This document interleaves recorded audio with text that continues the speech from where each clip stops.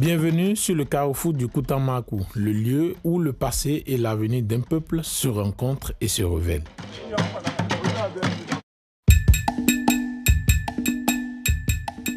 Bonjour mesdames et messieurs, c'est un grand honneur pour moi de vous savoir à l'écoute de notre première série d'épisodes sur Carrefour du Koutamakou. Pour démarrer cette belle aventure, nous avons pour inviter une personnalité très spéciale de la communauté des Beta Maribé. Probablement plus connu au Bénin qu'au Togo, Noël Koumba Akosei fait parler de lui de par son impressionnant parcours professionnel, mais aussi pour avoir été un pionnier local de la recherche sur l'origine du peuple Otamari. Aujourd'hui, il nous fait l'honneur de nous recevoir dans son domicile, ici dans la ville de Parakou. Nous aborderons plusieurs sujets avec lui, mais déjà au démarrage, nous amorçons un sujet qui suscite beaucoup de questionnements. Il s'agit bel et bien de l'origine du peuple Otamari, Tamberma. D'où est venu ce peuple pour s'installer dans le Koutamakou. Notre invité est justement la personne idéale pour en parler, car, je le rappelle, ce sujet a fait objet de ses travaux de recherche académiques.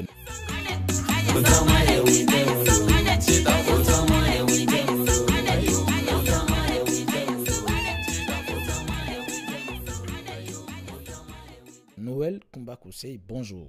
Bonjour frère William Yoka. Comment vous allez?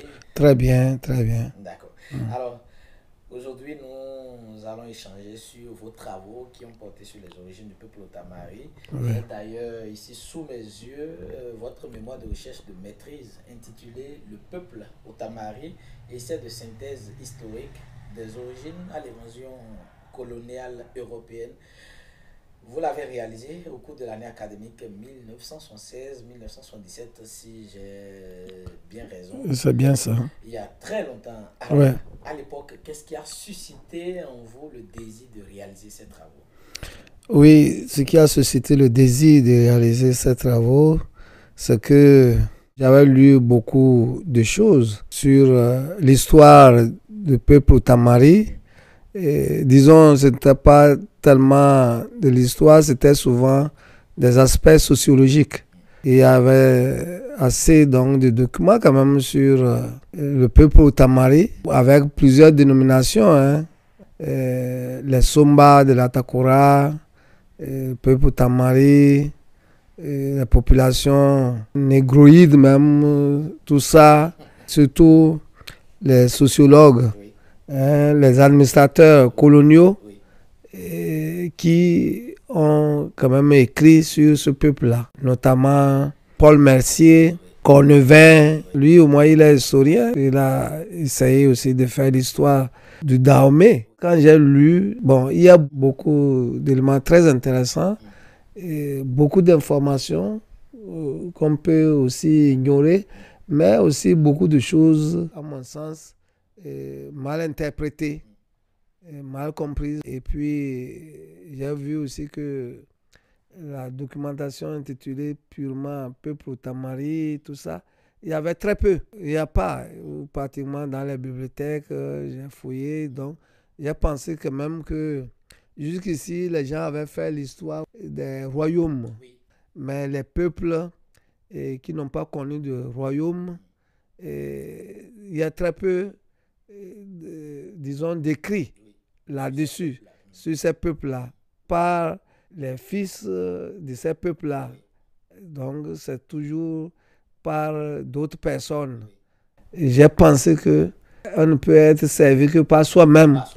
Voilà, c'est pourquoi j'ai pensé qu'il fallait écrire l'histoire du peuple Otamari. Au moins, grâce aux documents qui existent, que j'ai lus. Mais je me suis appuyé beaucoup sur la tradition orale. J'ai interrogé beaucoup de sages, beaucoup de chanteurs, beaucoup de chefs traditionnels, Boboyama, tout ça. J'ai interrogé beaucoup de gens, aussi bien qu'au niveau de Bokome, Kanat Tengu, Tukuntuna, Tangeta et aussi Nadoba, ou la communauté Tamberma, dénomination que les Allemands ont donnée Au Tamari, ils ont cette déformation de au Tamari, ils parlent de Tamberma. Oui, donc, Du côté du Togo, ça. oui, du côté de Togo. Absolument. Du côté de Togo, et là aussi, bon, j'ai interrogé bien des gens. Et ils se disent au Tamari, c'est aussi au Tamari. Bon, c'est l'appellation coloniale qui est Tamberma. Et tout comme chez nous, ici, l'appellation beaucoup plus donnée par les Barbas, les Batambous, l'appellation Somba. Somba, oui. L'appellation Somba pour en fait désigner, si vous voulez, beaucoup de gens de l'Atakora ouest, en dehors en fait de Ouama, Oui. et que les gens, ils étaient à côté d'eux, Oui. et ils les appellent les Ouama ou bien les Uabu là. Oui. Mais des gens du sud, du nord, des gens du sud surtout, quand ils veulent parler pour eux, Somba là, c'est pratiquement tous ceux de l'Atakora. Absolument. Tous ceux de l'Atakora. Voilà. Ils ne font pas de distinction. Non, ils ne font pas de distinction. Ils ne font pas de distinction. Voilà. C'est un sujet qui va certainement faire objet d'un autre podcast, d'un autre épisode, parce que c'est un sujet aussi important. Aujourd'hui, on se demande, est-ce que c'est une injure? Est-ce que, voilà, il y a beaucoup de polémiques autour. On va certainement y revenir à une autre occasion. D'accord. Il n'y a pas de souci. Donc, c'est ça qui m'a motivé, le fait qu'il n'y a pas une histoire écrite par vraiment un sachant. Oui. C'est plutôt beaucoup plus de travaux sociologiques qu'il y a eu. J'ai dit qu'il fallait que je m'essaye un peu par ma recherche d'histoire, en tout cas de maîtrise. Voilà, c'est ça qui m'a amené à aborder le sujet là. Et je suis allé un peu loin en parlant donc des origines, le peuple Tamari, des origines à l'invasion coloniale de 1897. Voilà, c'est ça. Alors aujourd'hui, qu'est-ce qu'on peut retenir de façon brève sur l'origine du peuple Tamari? Merci. L'origine du peuple Tamari remonte un peu loin. Selon les traditions, tout le monde dit que nous venons d'Inaba. Et quand tu demandes d'Inaba, c'est où? Les parents, les gens disent là-bas, Fomfa, ça c'est loin, Fomfa là. Ça veut dire loin, là-bas, Fomfa. Et c'est très loin. Presque tous les octogénaires du peuple Tamari que j'ai interrogé donc, dans les années, comme tu l'as eu à décrire, 76, 77, tous ceux-là disent que là-bas, Fomfa là, c'est très loin. Ils ne peuvent pas situer ça. Sauf les intellectuels et notamment quelques sociologues ou ethnologues, comme je l'ai dit, et beaucoup plus notre administrateur, le sous-préfet, Bagri Pierre, qui a écrit, ça c'est des manuscrits, et cela déteint sur beaucoup de choses. Les gens, ils ont affirmé, notamment Bagri Pierre, que Dinaba là, c'est Urunaba. C'est Naba, c'est Urunaba de Burkina Faso, ça dit à Ouagadougou. Que c'est de là, en fait, Naba, c'est ça. C'est Moro Naba, pas Ouru. Je disais Ouru, Moro Naba. Donc, comme ils ont vu Moro Naba, très vite, ils ont dit c'est Dinaba. Or, mes recherches ont montré que ça n'a rien. Dinaba est différent de Moro Naba. Absolument. Moro Naba, c'est le royaume Mossi, de Burkina actuel. Oui. Ancienne Haute-Volta. Oui. Et là, pourquoi je dis que ce n'est pas cette appellation-là, Moro Naba, là, qui est notre Dinaba. Tout simplement parce que les recherches qui ont été faites par d'autres, les recherches faites par exemple, notre jeune frère archéologue, le professeur Nda Didier, oui, montre que nous étions déjà implantés dans la Takora actuelle, là, les régions par exemple de Tangeta, notamment Tayaku, Bongo, qu'appelle Natemba, nous disons Kubangu là. Ils pensent par les fouilles archéologiques, ça montre que nous étions là pratiquement au 7e siècle. Après, déjà au 7e siècle après Jésus-Christ, et que là, d'autres recherches archéologiques qu'il a eu à faire à Kwaba montrent que là encore, c'est au 12e, 13e siècle que une partie a quitté la plaine de Bukombe pour s'installer à Kwaba, notamment de Kwanteni. Il a fait des fouilles archéologiques là. Ce qui remonte, on a vu, donc là, on avait déjà occupé le territoire là, déjà 12e, 13e siècle, si mes souvenirs sont exacts.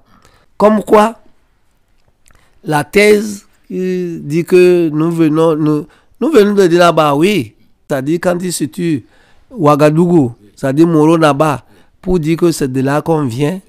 Et bon, oui, personne ne nie qu'on a transité par Burkina, mais à quelle période, là, les recherches ne sont pas encore poussées pour savoir quand est-ce qu'on a quitté. La preuve, je dis qu'on était déjà dans la Takora, déjà au 7e siècle.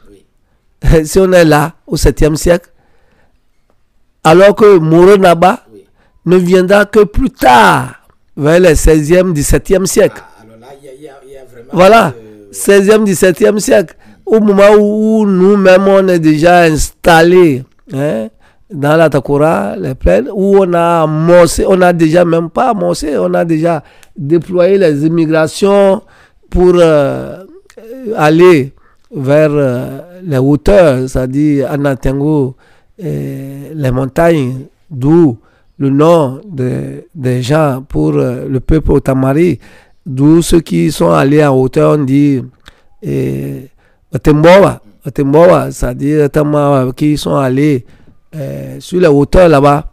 D'accord, Otemboa, oui, c'est pourquoi nous disons Otemboa. C'est-à-dire ceux qui sont à haut, qui vont à haut, qui sont allés à Kwaba, Natengu et autres là. C'est par rapport à ceux qui sont restés à la plaine de Bukombe. Et là, vous savez bien que c'est des différents groupes. Oui. Il y a plusieurs, le peuple Tamari comporte beaucoup de tribus. Bon, je reviendrai un peu là-dessus, puisque c'est la trace un peu historique que je trace, en disant, en réalité, nous avons quitté, comme presque la plupart des peuples là, la vallée du Nil, pour séjourner dans le Sahel actuel, au moment où c'était humide, ce n'était pas Sahel. C'était un pays humide, l'Algérie, la Tunisie, le Maroc, ou plus en bas, le Sahel, le Mali actuel. Donc, on a des traces de notre peuplement, de notre passage là. Et certains ethnologues ont eu à révéler cela, soutenu par même le grand frère Feu Victor Koubeti, qui a écrit un certain nombre de choses, de manuscrits là-dessus, avec l'ethnologue Jacques Bernol. Par exemple, notre port de bouclier de Kandapi, par exemple, le chapeau que nous portons avec crinière de mouton, de cheval, des choses, les chapeaux qu'on porte depuis quoi. Et puis de faune quoi, pour le faune là, et autres, et même les cannes que les femmes décorent portent, et même certains bracelets, tout ça. Il y a beaucoup donc de découvertes au niveau du Mali, où on a beaucoup de traces de peuple Otamari. Comme quoi, non seulement, je dis, on aura quitté la vallée du Nil, après ça, donc, séjour au Sahel actuel, mais qui était humide Et probablement, quand il y a eu désertification, on a donc continué pour aussi séjourner au Burkina actuel, donc la Haute-Volta, avant donc de venir au nord Bénin, au ancien Dahomey, comme actuel, donc Bénin, et pour séjourner là. Voilà pourquoi je dis, nous n'avons pas les dates précises. Il faut des recherches au niveau de notre passage dans les régions du Mali et autres, et des recherches au niveau de Burkina actuel pour savoir combien on a séjourné là, pour maintenant faire des recherches approfondies au niveau de Koutamagu là, et notamment au niveau de Bongo, ça a été un peu fait, mais à Koubentiego et de Kongé, qui sont donc vraiment les bases de notre séjour de nos parents dans ces régions-là. Mais ce qu'il faut retenir, c'est que là-bas, jusqu'ici, n'a pas pu être identifié de façon exacte. À tel point, c'est devenu un truc légendaire. C'est un mythe mythique. C'est légendaire, mythique. Quand on parle de là-bas, là, on sait que c'est notre origine. Ils disent que c'est notre origine. Ou les anciens disent que c'est très loin. C'est Fonfa. On ne peut pas se tuer. Ça signifie que là où ils ont quitté, c'est loin. Il y a tellement, c'est un oubli. Donc, ce n'est pas quelque chose d'immédiat. À tel point que leur séjour, le séjour donc du peuple Tamaré, pendant longtemps à Bongo, c'est-à-dire que Bongo de Tayakula et de Koubentiego, le long séjour là a fait dire même à certains, à beaucoup pour eux, quand on dit Dinabala, ils ne cherchent pas autre chose que Koubentiego. Pour eux, notre origine connue, réelle, où pour eux c'est où il y a les traces, il y a beaucoup donc de vestiges, c'est Koubentiego. Quand nous étions jeunes, et peut-être, je ne sais pas si maintenant les gens continuent de dire, quand nous étions jeunes, on va de Corontière là-bas, ou bien quand on a beaucoup mais on veut aller à Koubentiego ou autre là, indistinctement les gens disent qu'ils vont à Dinaba. Ils vont à Dinaba. Donc, c'est l'origine commune. On dit c'est Koubentiego, on va à Dinaba. Vous voyez? Donc, ça là, c'est ça qu'on doit avoir à l'esprit. Il y a des recherches qui nous font dire que Dinaba serait situé au Moyen-Orient. Au Moyen-Orient, donc, où dans la Bible, voilà, ça c'est les... Effectivement, voilà, il y a le frère d'Akoutra, Ida Ketoko, qui affirme que non, on cherche trop loin, on cherche ailleurs, qu'il faut voir l'origine là, puisqu'il cite certains passages bibliques où on parle de Dinaba, le roi de la localité, des choses et tout ça, et que c'est là qu'on aurait quitté. Mais il n'y a pas de preuves. Ce n'est pas scientifique. Oui, ça n'est pas encore scientifiquement prouvé. Parce que les noms existent, les triponymes, les noms, quelquefois, il y a des noms que vous allez trouver et qui ont la même consonance, les mêmes choses, mais la signification est certainement différente. Absolument. Vous voyez, donc, pour dire au moins scientifiquement, et pour l'instant, l'origine d'Inaba est mystique. Ce n'est que par extrapolation que les gens disent Dinaba, c'est Koubentiego. Mais nous, les intellectuels, nous refutons que ce n'est pas Koubentiego, dans la mesure où, dans les traditions orales, les chansons et autres, les gens estiment que nous avons traversé Pangaré par les bacs pour venir à l'endroit actuel. Ce qui fait que là-bas n'est pas là. Certainement quelque part ailleurs. Et moi, j'estime que ce n'est pas non plus Ouaga ou le Burkina actuel, puisque ça a été un passage. Et moi, le séjour qui doit avoir été encore plus réel ou qui a duré, c'est au Mali. Parce qu'on a des peuples qui nous ressemblent énormément. Le peuple Dogon, et qui a les Tatars comme un peu pour nous là, qui ressemble aux Tatars, dit Tata Somba, Tata Makiente quoi. Tata Makiente ressemble beaucoup à notre Tata. Et aussi au niveau de Côte d'Ivoire, Guinée, tout ça, il y a le peuple Sénoufo qui a aussi des habitations semblables au peuple Tamari. Mais je n'ai pas pu faire des recherches dans ces régions-là, dans ces pays-là. Et je demande à la jeune génération de pouvoir faire des investigations, des recherches dans ces choses. Sinon, il y a beaucoup de choses qu'on ne trouvera.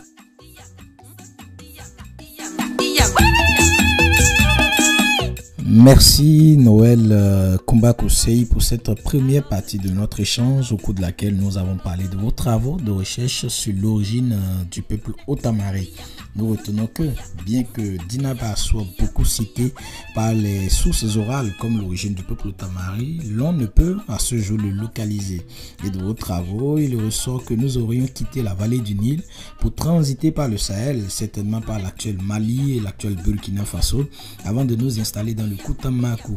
Et là encore, nous avons séjourné à Koubongo, à Koubentieko et à Dikongé avant que les migrations ne se fassent, pour certains sur les sommets des montagnes de Kouaba et environ, d'où l'appellation Batemboba, et pour d'autres vers le Togo qui sont appelés les Tambermans. Pendant ce temps, une grande partie est restée à la plaine de Boukombé.